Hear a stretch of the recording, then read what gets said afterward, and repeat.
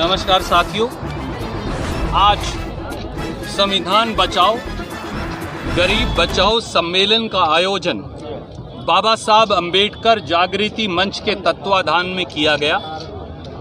सच्चाई ये है कि मोदी और खट्टर सरकारें दोनों मिलकर बाबा साहब के भारत के अधिकारों का दमन कर रही हैं। गरीबों, शोषितों, वंचितों और दलितों के अधिकारों का दमन कर रही हैं।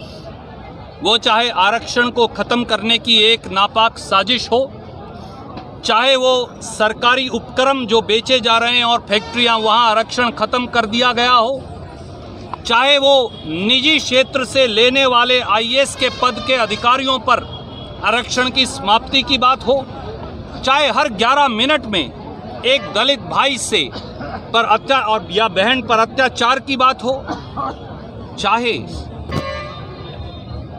दलित छात्रों के पोस्ट मैट्रिक स्कॉलरशिप में 3,136 करोड़ रुपए की कटौती की बात हो, चाहे वो दलित पीएचडी के छात्रों के वजीफे को पूरी तरह से खत्म करने की बात हो, चाहे समाज में वंचितों, शोषितों, दलितों, गरीबों, पिछड़ों उनके अधिकारों को समाप्त करने की बात हो, एक कुठाराघात, एक षड्यंत्र किया जा रहा है इस देश के गरीबों के खिलाफ। और इसलिए सोनिया गांधी जी, राहुल गांधी जी के नेतृत्व में हमने ये संकल्प लिया है कि हम इस आवाज़ को इतना बुलंद कर देंगे कि अहंकारी सरकार को हमारे गरीब, शोषित, वंचित, दलित भाइयों के अधिकारों का हनन करने से न केवल रोक लगाएंगे बल्कि सरकार के इस घमंड को चकनाचूर कर देंगे। यही संकल्प है जो हर साथी आज इस सम्मेलन से लेकर गया है। सर, आपने कहा कि आरक्षण जो है समानता के लिए है कि नीचे तबके को ऊपर उठाया जाए, लेकिन आज भी हम देखते हैं कि जो कई पार्टियों के नेता हैं वो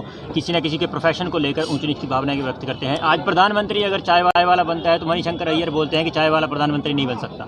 आदरणीय साथी, मेरा केवल एक मानना है, आज लड़ाई दलितों के अधिकारों की है जिसकी हम चर्चा कर रहे हैं। मैं आपको 4 या 5 उदाहरण दूंगा, मुझे उम्मीद है आप उनको भी कभी किसी को बताएंगे राजनेता को। आदित्यनाथ जी मुख्यमंत्री हैं उत्तर प्रदेश के, वो दलित मुशाहर जाति के साथी जब मिलने जाते हैं तो वो उन्हें कहते हैं इन्हें साबुन से नहलाओ और इत्र छिड़कवाओ। ये वही मानसिकता है जिसके खिलाफ महात्मा गांधी और पंडित नेहरू लड़े थे।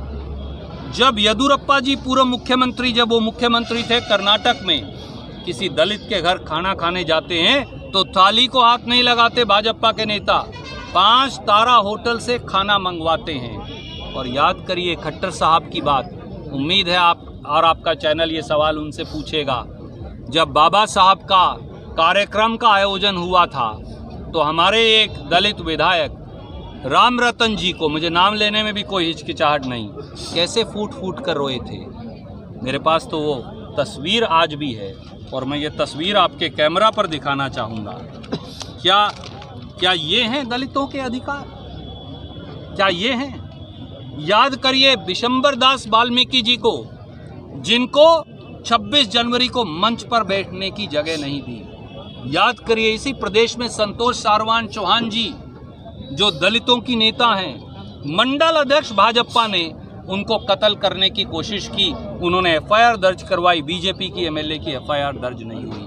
याद करिए फरीदाबाद के वाकये को, जब दलितों के बच्चों को जिंदा जला दिया गया तो एक केंद्रीय मंत्री वीके सिंह आते हैं और बच्चों की तुलना कुत्ते के पिल्लों से करते हैं। मुझे लगता है मैं उदाहरण गिनाने लगूंगा ना तो पूरी रात हो जाएगी। इस मानसिकता को तोड़ने की जरूरत है। सर, पर्ची और खर्ची का नारा देने वाली सरकार में 1 करोड़ रुपए फिर पकड़ा गया अनिल नागर से, क्या मानते हैं पर्ची और खर्ची का नारा दे रही है? हरियाणा सरकार पर्ची खर्ची नहीं, अटैची दो नौकरी लो की सरकार है।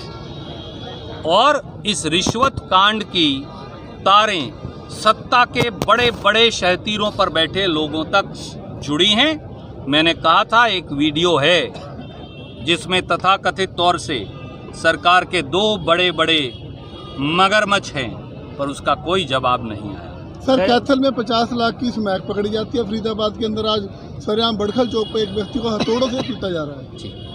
आज जो फरीदाबाद में हुआ वो है क्योंकि ना कानून है ना सरकार है, और नशे के व्यापार जोरों पर हैं।